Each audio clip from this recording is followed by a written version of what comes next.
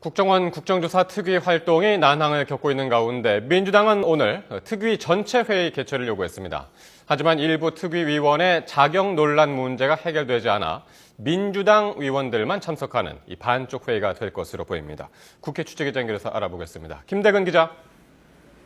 네, 국회입니다. 네, 오늘 이 국정원 국정조사 특위 회의가 제대로 열리지 못할 것 같다고요?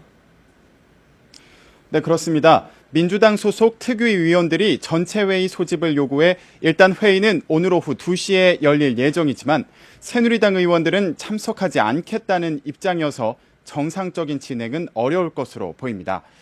국정원 국정조사 특위는 출범한 지 2주가 됐지만 지금까지 제대로 회의를 열지 못하고 있습니다.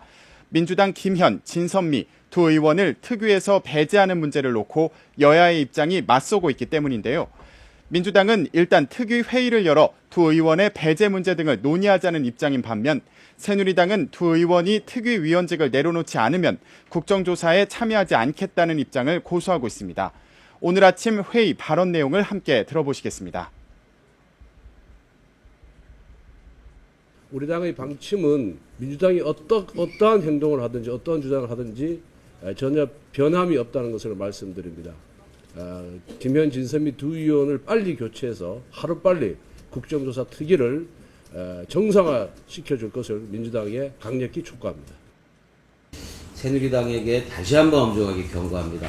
역사와 국민 앞에 밝혀야 할 것은 셀프 감금의 진상이 아니라 국정원의 정치 공작과 불법 행위의 진상인 것입니다. 민주당의 신기남 특위위원장은 오늘 회의에 위원들이 모두 참석하도록 양당 간사를 설득하겠다는 입장이지만 전망은 불투명해 보입니다. 네, 그리고 여야가 2007년 남북 정상회담 회의록을 열람하기로 한 곳이 국회 운영위원회 소회의실인데요. 오늘 공개가 됐다면서요? 네, 그렇습니다. 국회 운영위원회는 앞으로 열람위원들이 남북 정상회담 관련 자료를 열람할 국회 운영위 소회의실을 오늘 오전에 공개했습니다. 네, 회의실 안에는 특수 제작된 금고가 마련됐고 복도에는 곧 CCTV가 설치될 예정인데요. 위원들은 모레쯤 국가기록원에서 자료가 도착하면 이 회의실에서 남북 정상회담 관련 자료를 열람하게 됩니다. 열람 과정에서 위원들은 휴대전화나 노트북 같은 전자기기를 활용할 수 없고 펜과 종이를 이용해 메모만 할 수 있습니다. 위원들은 자료 도착 후 열흘 동안 열람하고 국회의원의 면책특권을 이용해 운영위에 보고하는 형식으로 내용을 언론에 공개할 예정입니다. 앞서 어제 여야 10명으로 구성된 열람위원들은 국가기록원을 방문했습니다.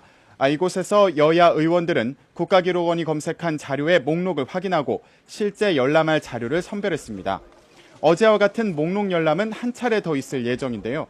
위원들은 일부 부족한 자료가 있다고 보고 추가 자료를 요청했고 내일 오후에 국가기록원에서 2차 자료 선별 작업을 진행하기로 했습니다.